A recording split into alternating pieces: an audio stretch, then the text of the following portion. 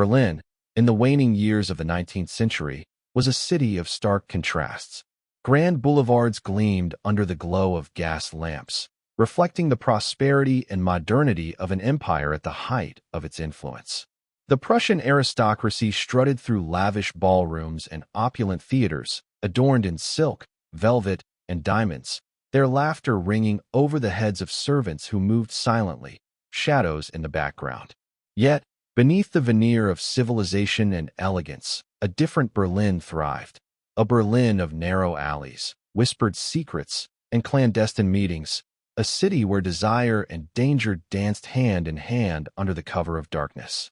This was a Berlin that the official histories rarely spoke of, a city where forbidden affairs, silent betrayals, and violent passions lurked behind every gilded doorway. The air was heavy with tension.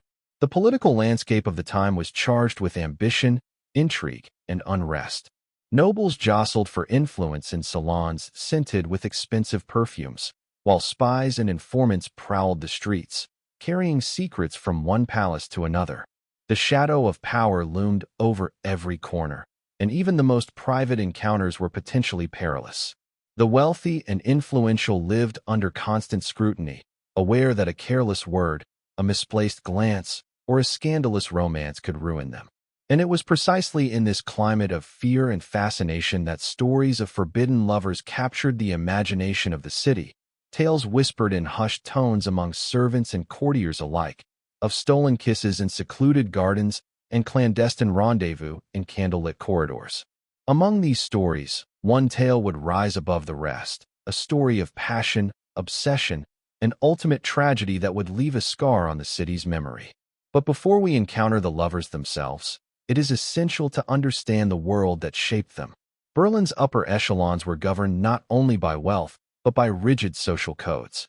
Marriage, propriety, and appearances were valued above all else.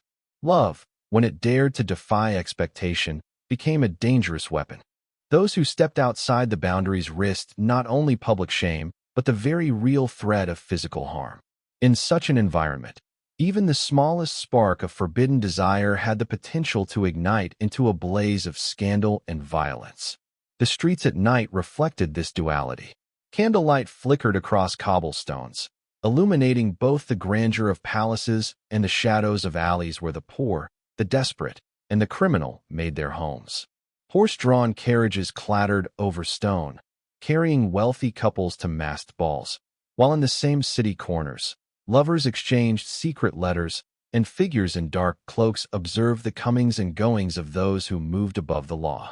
Gardens behind the palaces, carefully manicured and guarded by silent sentinels, became the meeting places for those who dared to break society's strict codes. Within these green sanctuaries, love could flourish for a moment, free from the suffocating gaze of propriety, but always under the looming threat of discovery. Whispers of scandal were currency in Berlin. A rumor could destroy reputations as easily as a dagger could end a life. In this climate, the lover's story would not have been merely a private affair. It was a dangerous defiance of the city's expectations. Their romance was not born of innocence, but of necessity, a thrill born from the risk of discovery, an attraction intensified by danger. The stakes were high because their union was impossible. One belonged to the aristocracy, accustomed to power, privilege, and social obligation. The other was an outsider, a figure whose presence in these circles was tolerated but never fully accepted. Their desire challenged every convention, and the consequences of being caught were unimaginable. Berlin itself seemed to sense the tension. Fog often rolled in from the Spree River, curling around lamp posts and statues like a living entity, shrouding the city in uncertainty. Night after night, the city transformed into a labyrinth of secrets, where the faintest sound of footsteps could herald love or death. Shadows clung to the corners of alleys, to the edges of grand staircases, and behind the towering gates of private estates. It was in this twilight world that forbidden passions grew, nurtured by secrecy, danger, and the intoxicating allure of the forbidden.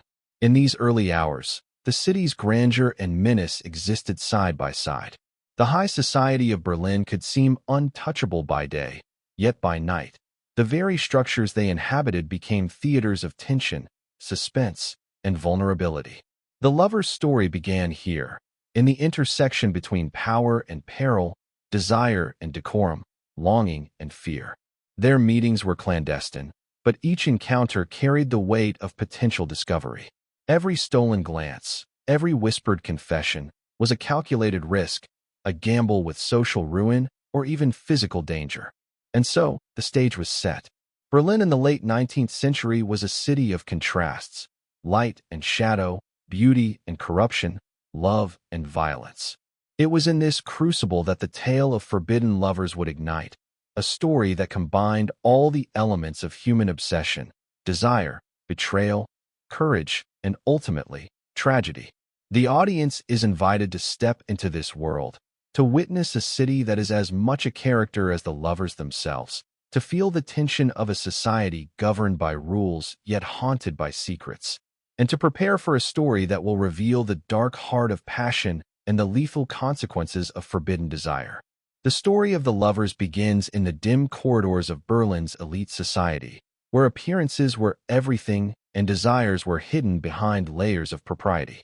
The aristocrat, a figure of influence and charm, moved through the salons and theaters of the city with the ease of someone accustomed to power. Every gesture, every word, was calculated to maintain the image expected by family, peers, and the ever-watchful eyes of Berlin society. Yet beneath the tailored coat, polished boots, and refined manners, a heart beat with an intensity few could imagine, a longing for something forbidden, something alive, something dangerous.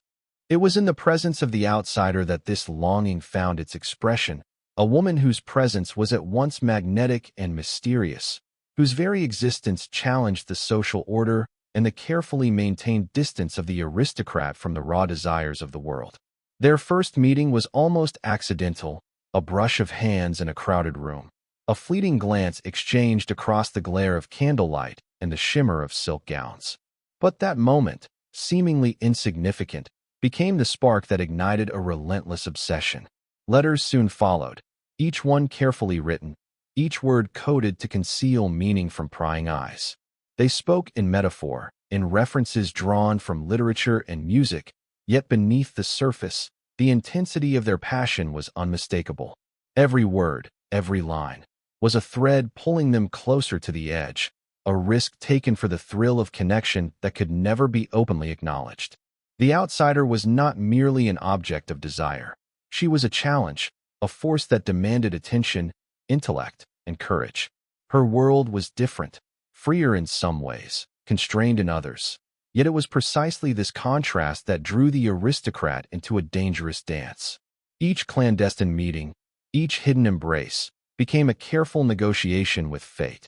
They met in darkened libraries, in the shadowed alcoves of theaters, and occasionally in gardens far from the prying eyes of servants and neighbors. Every encounter was a calculated risk. To be discovered would mean not just social ruin, but potentially physical retribution, given the volatile mix of pride, jealousy, and obsession that permeated Berlin's elite circles. Their love was fueled as much by danger as by attraction. The thrill of secrecy intensified every stolen glance, every whispered word. In a city obsessed with appearances, forbidden passion became a form of rebellion.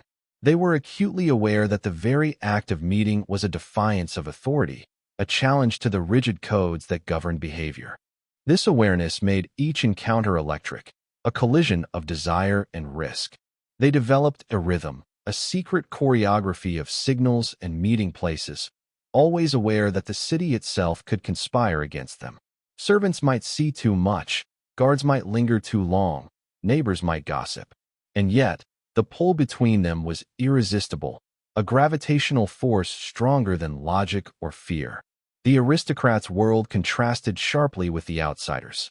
He was steeped in tradition, duty, and the expectations of a society that prized lineage above passion. Every action, even the most private, carried consequences that could ripple through family and political alliances. She, in contrast, brought unpredictability, intellect, and an emotional intensity that challenged him in ways he had never experienced.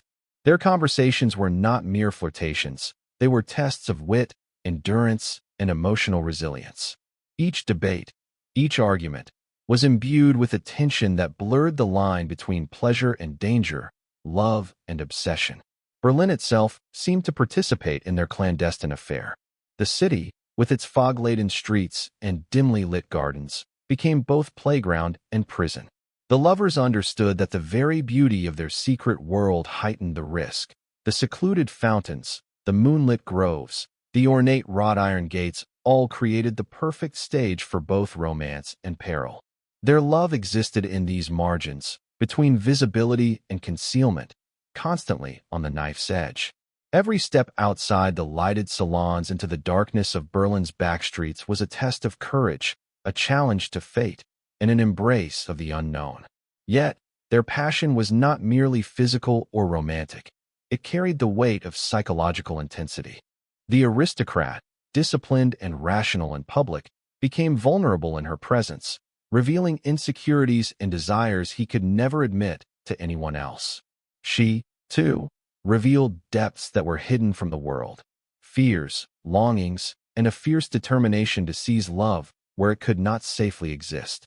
Together, they created a private universe, one that existed in defiance of the world around them, yet one that was always under the threat of violent intrusion. Small incidents began to foreshadow the looming danger. Servants noticed lingering glances, letters went missing, and whispers followed them like shadows. Friends and associates began to sense that something beyond social convention was unfolding, and rumors, once planted, grew rapidly. Every meeting became a gamble with stakes higher than either of them could fully measure.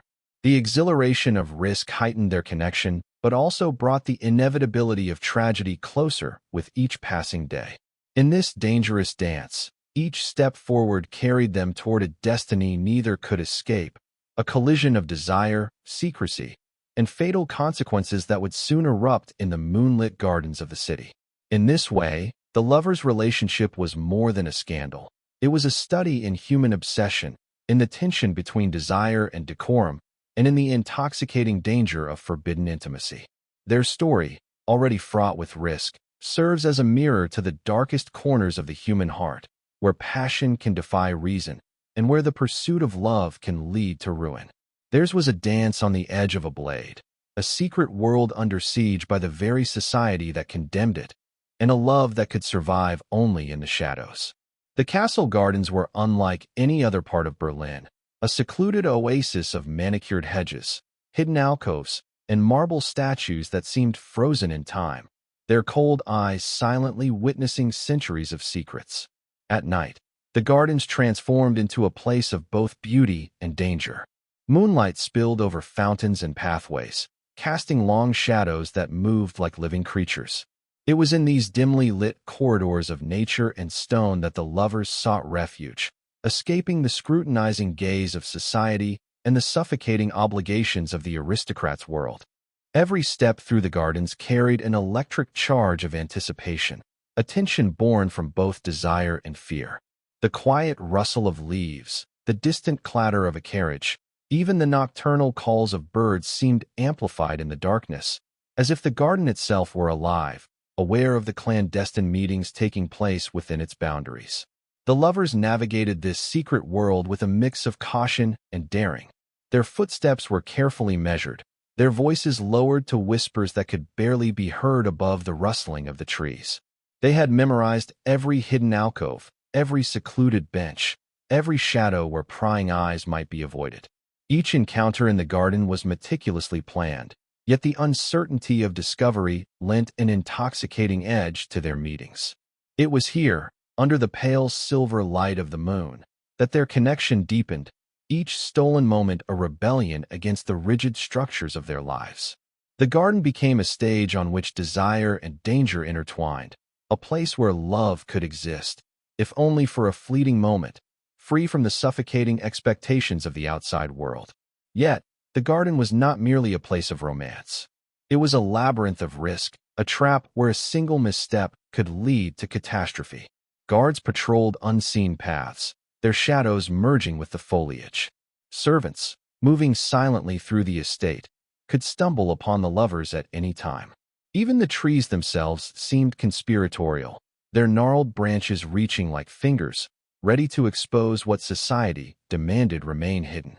Each encounter carried the thrill of secrecy, but also the constant dread of betrayal. The lovers had to balance their desire with extreme caution, their hearts racing not only from passion, but from the very real fear of being discovered. The aristocrat, usually composed in public, found himself transformed in the gardens. The intensity of the relationship, the defiance of social norms, and the palpable risk of being caught drew out a vulnerability he had never shown to anyone.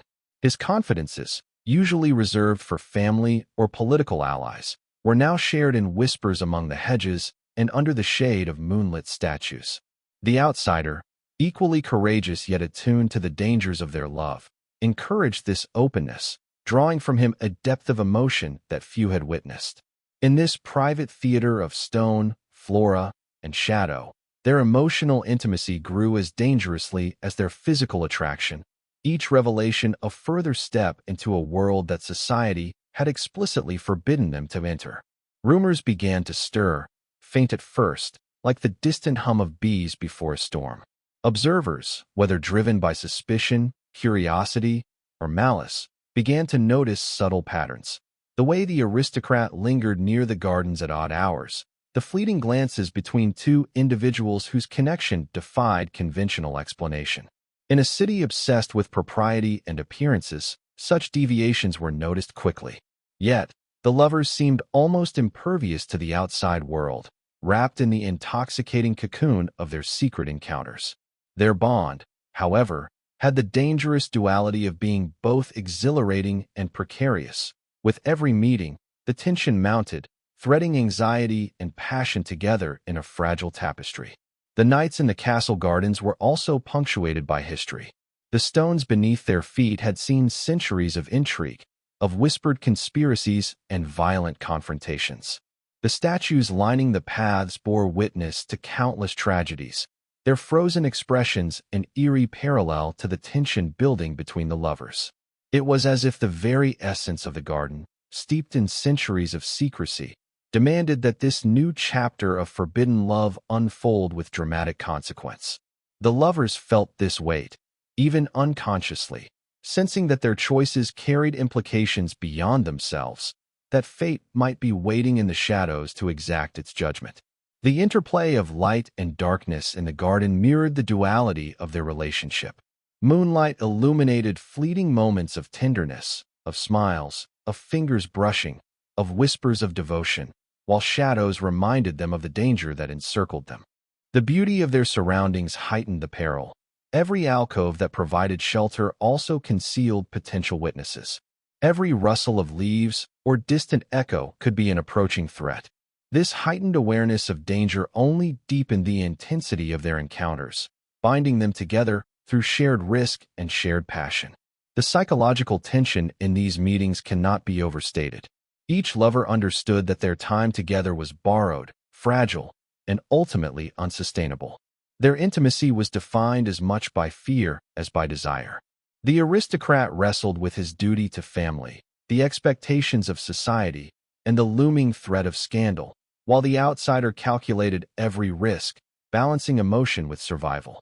This delicate dance of risk and longing defined every stolen hour, making their love both magnetic and doomed. It was this very tension that would drive the story toward its inevitable, tragic climax, when the dangers lurking in the shadows of the castle gardens would finally erupt into violence and death. In these whispering corridors of trees and statues, the lover's story reached its most intense phase. The castle gardens were not merely a setting. They were a character, an active participant in the unfolding drama. Every step, every whisper, every hidden glance carried the weight of consequence, drawing the audience into a suspenseful world where beauty and terror existed side by side. Here, amid the moonlit paths and secretive alcoves, passion and peril coalesced, setting the stage for the fateful night when desire and danger would collide with irreversible consequences. The night air in the castle gardens was thick with anticipation, each breath heavy with the mingling of moonlight, dew, and tension. The lovers moved cautiously along the winding paths, their footsteps muffled by the soft grass beneath them. The aristocrat's heart raced not only from the thrill of being with the outsider, but from an underlying sense that danger had begun to close in. Shadows stretched and twisted unnaturally in the silver glow of the moon, turning familiar hedges and statues into ominous, watchful figures. Every rustle of leaves, every sudden movement, felt amplified, as though the very air conspired to remind them that their forbidden love had drawn attention, and that the castle gardens, once a refuge, were now a place of imminent peril. They found a secluded alcove, hidden behind a cluster of ancient oaks whose gnarled branches seemed to reach outward like fingers, eager to uncover secrets. Here, they dared to whisper words of longing and devotion, hearts beating in synchrony, yet filled with dread. Their stolen moments were electrified with the knowledge that discovery could arrive at any second. Each glance carried unspoken promises and warnings. Each brush of a hand trembled with both desire and fear. Berlin's grand society, with its rigid rules and unforgiving expectations, had forced their love into shadows, and in these shadows, the intensity of their passion became almost unbearable. But the quiet of the night was deceptive. Somewhere along the pathways, figures moved silently, concealed by the dense foliage and the labyrinthine structure of the gardens. Eyes watched from the darkness, assessing, calculating, and waiting. The lovers were unaware of the immediate threat, yet the air seemed to thrum with menace, an invisible tension that foreshadowed the tragedy to come. Every subtle sound, the distant call of a night bird, the snapping of a twig beneath an unseen foot, amplified the feeling that destiny had begun its approach, carrying with it the inevitability of violence. The aristocrat reached for a hidden letter in his coat pocket, a note from the outsider detailing their next secret meeting. As his fingers grazed the delicate paper, a sudden movement in the shadows startled him. A figure stepped forward, emerging from the darkness with deliberate, silent precision. The stranger was clad in black, his face obscured, his intentions unreadable. In that suspended moment, time seemed to stretch, each heartbeat echoing like a drum in the emptiness of the garden. The lovers froze, understanding instantly that their sanctuary had been compromised. Then the attack came, sudden and brutal. A knife flashed in the moonlight, and the aristocrat felt a searing pain that stole his breath. Panic and terror surged through them both, adrenaline sharpening every sense. The outsider screamed, a sound that reverberated through the silent garden, but the assailant was methodical, driven by motives that were shrouded in secrecy and vengeance. The struggle was brief yet intense, a chaotic dance of fear and resistance, love and desperation. The serenity of the moonlit gardens was shattered, replaced by violence, betrayal, and the raw reality of mortality. The aristocrat fell to the ground, his hand reaching out instinctively toward the outsider. His face was etched with shock and disbelief, the pain searing yet secondary to the horror of betrayal. The outsider's face reflected a mixture of grief, fury, and helplessness, her heart wrenching as she witnessed the one she loved attacked in the place that had once been their sanctuary. The garden, which had nurtured their secret passion, now became the stage for its most devastating transformation. Marble statues seemed to stare in silent judgment, the once comforting shadows now menacing, and the moon, once a witness to stolen tenderness, now glared coldly upon the violence. In the aftermath of the stabbing, chaos threatened to engulf them. The outsider tried desperately to aid the aristocrat, pressing hands to wounds, whispering words of comfort even as tears streamed freely. Panic surged, yet there was also a grim awareness. The danger was far from over. Footsteps approached rapidly from the main pathways, the voices of guards calling out in alarm. The lovers' brief world of intimacy had collapsed, leaving only confusion, fear, and the stark realization of mortality. Every moment was suffused with the terror of loss, every second a reminder that the rules of society, the consequences of passion, and the cruelty of fate had intersected in the most tragic of ways. The psychological impact of this event was immense.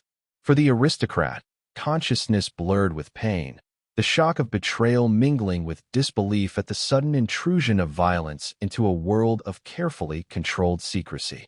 For the outsider, The horror was compounded by helplessness, a desperate need to intervene colliding with the brutal reality that life could not always be saved by love alone. The garden, once a symbol of clandestine joy, now symbolized the fragility of human desire when confronted with the darkest impulses of others. Every rustle, every shadow, every subtle movement reinforced the terror and reinforced the understanding that passion, when forbidden, could carry deadly consequences. The midnight stabbing, while brief in duration, would echo far beyond the garden walls. It was not only a violent act, but a turning point in the story, a moment where love, secrecy, and danger converged in their most extreme form.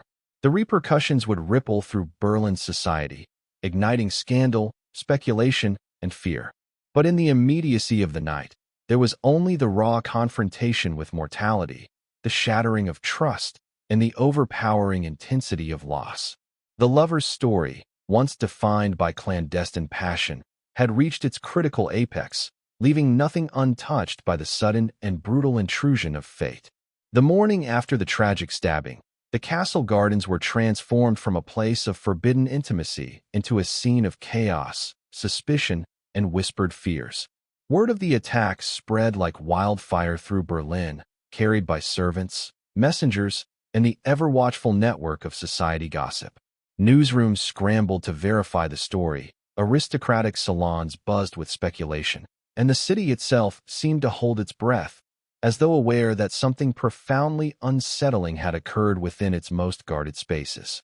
Investigators arrived promptly, officials in crisp uniforms and polished boots, moving with a methodical efficiency that contrasted sharply with the emotional turmoil that gripped the victims and witnesses alike. They cordoned off the garden, inspected the paths where the lovers had walked, and examined the foliage where the assailant had hidden, piecing together fragments of a night that had descended into violence with bewildering speed. Eyewitness accounts were inconsistent, contradictory, and often tainted by fear or loyalty. Servants described fleeting shadows, hurried footsteps, and hushed voices echoing through the marble corridors, while nearby neighbors whispered of distant screams and the sudden appearance of cloaked figures in the gardens. The aristocrat's family, bound by both grief and concern for reputation, pressed for swift justice, yet the outsider remained a delicate subject. Her involvement, voluntary or coerced, was the focus of intense speculation. In private chambers, investigators and family members debated the motives, questioning whether this was an act of personal vendetta, political intrigue, or a crime born of jealousy and obsession.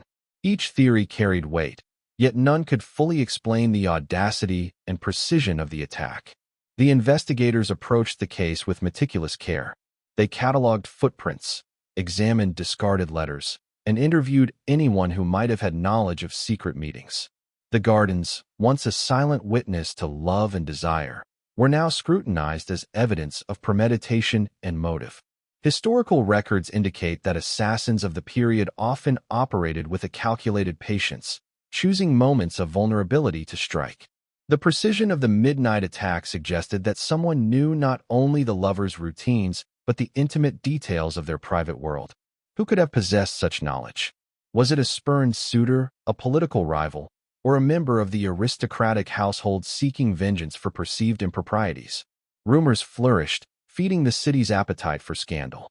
Newspapers published sensationalized versions of the events, embellishing details of secret rendezvous, hidden passions, and shadowy figures lurking in the gardens. Aristocratic circles debated the implications, dissecting every nuance of the lovers' relationship and speculating on the assailant's identity. The outsider, once a figure of intrigue and allure, became the subject of intense scrutiny, her every action questioned. Was she complicit, an innocent victim, or a catalyst whose presence had drawn the deadly hand of fate? The ambiguity only heightened the drama, ensuring that Berlin's fascination with the story would endure long after the night of the attack. The psychological dimensions of the case fascinated investigators almost as much as the physical evidence. Profilers of the period, influenced by emerging theories of human behavior, attempted to reconstruct the assailant's mind. They speculated on motives rooted in jealousy, revenge, or power. The aristocrat's own psyche was examined in private, his behavior before and after the incident scrutinized for signs of weakness, fear, or even culpability. The outsider, too, was subjected to intense questioning, her loyalty, motives, and emotional state analyzed in minute detail. Every response, every hesitation, every tear became evidence in a complex web of intrigue and suspicion. As the investigation unfolded, hidden alliances and secret rivalries began to surface. Friends and associates who had once seemed loyal revealed subtle hostilities, while political figures quietly maneuvered to exploit the situation. The aristocracy's obsession with reputation meant that the incident had ramifications far beyond the personal. Positions of influence were threatened, family legacies scrutinized, and social hierarchies questioned. What had begun as a personal act of violence rapidly escalated into a citywide drama, a narrative in which love, power, and vengeance intersected with terrifying intensity. Despite the methodical efforts of the investigators, clarity remained elusive. Pieces of the puzzle existed, but the full picture was obscured by the labyrinthine nature of the lovers' lives, the secrecy of their relationship, and the calculated cunning of the assailant. Every conclusion seemed provisional. Every answer raised further questions. The city's fascination grew precisely because the truth was tantalizingly out of reach. Berliners were drawn into a collective suspense, captivated by the interplay of love, betrayal, and murder that unfolded not in distant lands, but in the very heart of their city, among the gardens and palaces they thought they knew so well. By the time the investigation concluded, official reports had documented the sequence of events, listed potential suspects, and offered theories about motive. Yet in the court of public opinion, the story took on a life of its own. Speculation, rumor, and fear transformed the incident into legend, a cautionary tale about the dangers of forbidden love, the fragility of human desire, and the lethal consequences of obsession. The aristocrat survived, physically wounded but haunted, while the outsider carried the burden of memory, secrecy, and grief. Together, their lives had been irrevocably altered, bound forever to the midnight attack that had shattered the illusion of safety and romance. In this way, the investigation and subsequent intrigue highlight the intertwining of human passion, societal expectation, and historical circumstance.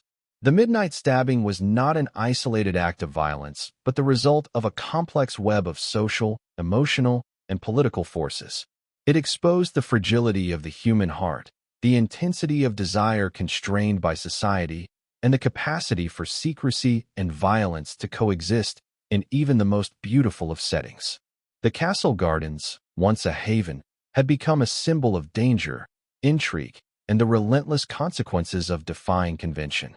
The aftermath of the midnight stabbing reverberated throughout Berlin, leaving a trail of shock, fascination, and whispered scandal that no amount of social etiquette could contain.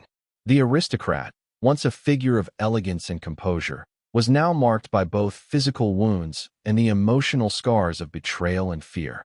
Society, which had once admired his poise, now scrutinized every gesture, every word, and every association. Invitations to salons were rescinded. Eyes that had once greeted him with admiration now flickered with curiosity and suspicion. The outsider, whose presence had catalyzed the events, became a symbol of danger and desire, her beauty and intellect now intertwined with the dark legend of the castle gardens. The story of forbidden love had transformed into a narrative of tragedy and warning, illustrating that passion, when confined by secrecy and society's rigid expectations, could lead to catastrophic consequences. The scandal spread through the city in whispers that carried far beyond the confines of aristocratic circles. Servants, messengers, and minor courtiers repeated the tale with embellishments, each retelling heightening the drama and the horror. Newspapers published sensationalized accounts, filling column after column with speculation about motives, the identities of unseen accomplices, and the possibility of further intrigue. Berliners of every class were captivated. The tale became an obsession not merely for its shocking violence, but for the forbidden romance that preceded it. Conversations in cafes, workshops, and homes revolved around the incident, blending fact with rumor in a way that ensured the lover's story would be remembered for generations. The castle gardens, once a sanctuary of intimacy, had become a symbol of societal fragility, human vulnerability, and the lethal potential of passion unbound by convention. The aristocrat faced the challenge of rebuilding his reputation while grappling with the psychological aftermath of the attack. The physical scars were accompanied by an enduring sense of vulnerability, a realization that even in a world governed by rules and propriety, chaos could intrude with devastating force. Nights were restless, haunted by memories of the struggle, the sudden flash of the knife, and the shadowy figure that had turned a place of beauty into a scene of horror.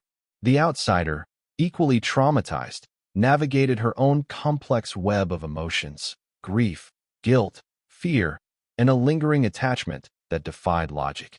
Together, their lives had been irreversibly altered, each step forward shadowed by the memory of that fateful night. Socially, the consequences were severe. Alliances shifted as families and peers repositioned themselves in response to the scandal. The aristocrats' standing in the elite circles of Berlin was precarious. Friendships were strained, business arrangements reconsidered, and political ambitions jeopardized. The outsider, though not bound by the same expectations of birth and rank, faced ostracization, suspicion, and the constant weight of being associated with a violent incident that captivated the city. Their private passion, once contained within the secluded corridors of the castle gardens, had spilled into the public domain with consequences that neither could control. The city itself became a participant in their story, the streets and salons alive with the memory of their love and its tragic unraveling. In time, the narrative surrounding the incident evolved into legend. Writers, journalists, and social commentators seized upon the story, blending fact with dramatization, emphasizing the emotional and psychological dimensions over strict historical accuracy. The lovers became archetypes, the aristocrat as the figure constrained by duty, yet unable to resist the allure of forbidden passion, the outsider as the embodiment of desire, intelligence, and danger. Their story was told and retold, a cautionary tale about the perilous intersection of love, secrecy, and societal constraint. The midnight stabbing, while an isolated act of violence, symbolized broader truths about human nature, the inevitability of desire, the consequences of defiance, and the fragility of even the most carefully constructed lives.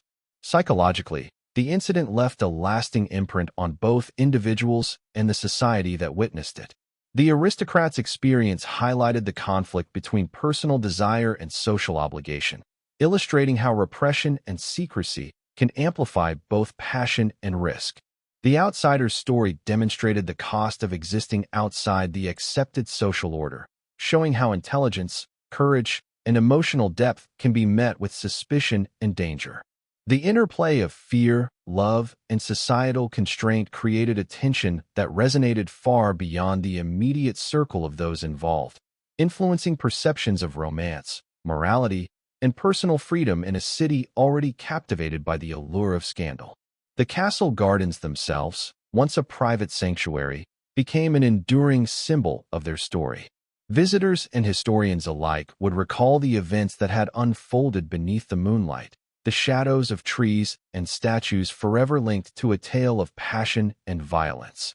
The physical space bore witness not only to a tragic moment in time, but to the broader consequences of forbidden desire, illustrating how human emotion can shape, and sometimes shatter, the environments in which it unfolds.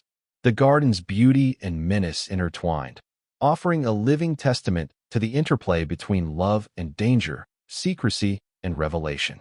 Ultimately, the story of the aristocrat and the outsider is a meditation on the nature of passion, societal expectation, and the enduring fascination with forbidden love. Their romance, marked by secrecy, danger, and ultimate tragedy, continues to resonate because it exposes universal truths, that human desire is rarely contained by rules, that secrecy amplifies both intimacy and risk, and that love, when defying convention, often comes with unforeseen and irreversible consequences. The scandal, the legacy, and the whispering memory of the midnight stabbing remain etched into Berlin's history, a chilling reminder of how passion and peril are inexorably intertwined. As the moon faded into dawn over Berlin, the city began to stir, yet the echoes of that fateful night lingered like an unshakable shadow. The aristocrat and the outsider, forever altered by the events in the castle gardens, became symbols of both human passion and human vulnerability. Their story, once confined to whispered conversations and hidden letters, had spilled into the public consciousness, transforming from a private tragedy into a cautionary legend. The midnight stabbing and the secret romance that preceded it became a lens through which Berliners, and indeed generations beyond, would examine the intersections of love, desire, power, and societal constraint. The lessons of that night were manifold, resonating far beyond the castle walls and into the very heart of human experience. The first lesson was the enduring power of secrecy. The lovers' affair had been carefully concealed, nurtured in shadows and moonlight, yet it was precisely the need for secrecy that heightened both its intensity and its peril. Passion confined by societal rules gains an almost tangible energy, an urgency that can drive individuals to reckless choices. In their case, every stolen meeting, every whispered confession, and every risk taken to preserve intimacy became a double-edged sword, a source of exhilaration that ultimately magnified the tragedy of discovery. The secrecy that had once protected them also set the stage for their vulnerability, illustrating how hidden desires, when unrestrained by caution, can lead to devastating consequences. The second lesson was the destructive potential of obsession. Both the aristocrat and the outsider had been drawn together by forces more psychological than physical, their connection intensified by the forbidden nature of their relationship. Obsession can blind reason, warp judgment, and erode the barriers between prudence and recklessness. In the aristocrat's case, the allure of the outsider challenged his structured, disciplined existence, compelling him to navigate a dangerous path between societal expectation and personal longing. For the outsider, the allure of the forbidden offered both empowerment and peril, a chance to assert agency in a world that sought to confine her. Their mutual obsession became both the engine of their passion and the catalyst for the violence that would forever alter their lives. A third lesson emerged regarding the fragility of societal reputation. In the tightly controlled world of Berlin's elite, appearances were paramount, and deviation from accepted norms could provoke not only scandal but physical retribution. The lovers' clandestine relationship, though private in intention, was inherently at odds with the rigid hierarchies around them. The stabbing brought their hidden world into stark relief, revealing how quickly admiration and respect could shift to suspicion, fear, and condemnation. Their experience underscored the delicate balance between individual desire and the social structures designed to suppress it, highlighting the ever-present tension between personal fulfillment and collective expectation. The psychological dimension of their story also offers insight into human resilience. Both the aristocrat and the outsider survived, though not unscathed, and their lives thereafter reflected the profound impact of trauma. Survival, however, was not merely a physical state, but a continuous negotiation with memory, guilt, and fear. They were forced to reconcile their love, their loss, and their societal roles, demonstrating the capacity of the human spirit to endure even in the aftermath of violence and betrayal.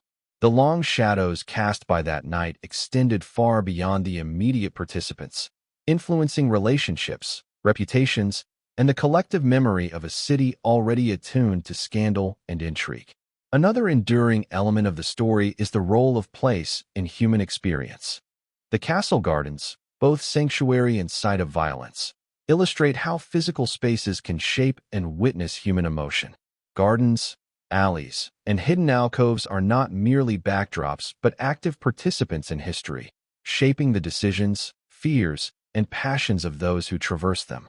The moonlit paths that once nurtured secret love became the setting of betrayal, demonstrating how spaces themselves can acquire symbolic resonance through the events they witness. In this sense, history is not only a record of people but also of places, each corner of a city capable of holding memory, tension, and the shadows of desire. Finally, the story reminds us of the universality of human longing and the consequences of defiance. The lover's desire, though constrained by society, resonates because it reflects something intrinsic to the human experience, the pursuit of intimacy, connection, and fulfillment even in the face of risk. Their narrative is timeless, echoing the stories of countless individuals who have sought to reconcile personal passion with societal limitation. The stabbing, the scandal, and the lasting legacy of their affairs serve as a cautionary tale, illustrating that while love and desire are powerful, they exist within a web of forces that can amplify joy or magnify tragedy. As history recalls the lovers of Berlin, it is not merely their romance or their suffering that captivates us, but the intricate interplay of human emotion, societal expectation, and the unpredictable consequences of desire. The aristocrat and the outsider are immortalized not only as figures of scandal, but as reflections of the enduring tension between personal longing and collective constraint. Their story invites contemplation, empathy, and an acknowledgement of the shadows that accompany passion. In the quiet aftermath, the lessons of secrecy, obsession, social consequence, psychological resilience, and the resonance of place endure, offering insight into the fragile, complex, and often perilous nature of human desire.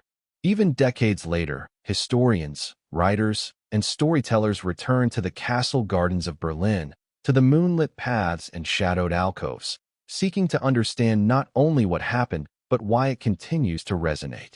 The lover's tale, woven into the fabric of the city's history, reminds us that passion and peril are inseparable companions, that desire, once unleashed, carries consequences beyond imagination, and that the shadows of forbidden love can stretch across time, leaving traces in both memory and myth. The midnight stabbing, the scandal, and the enduring legend of these forbidden lovers endure as a testament to the timeless and universal forces that shape human hearts, human choices, and human history.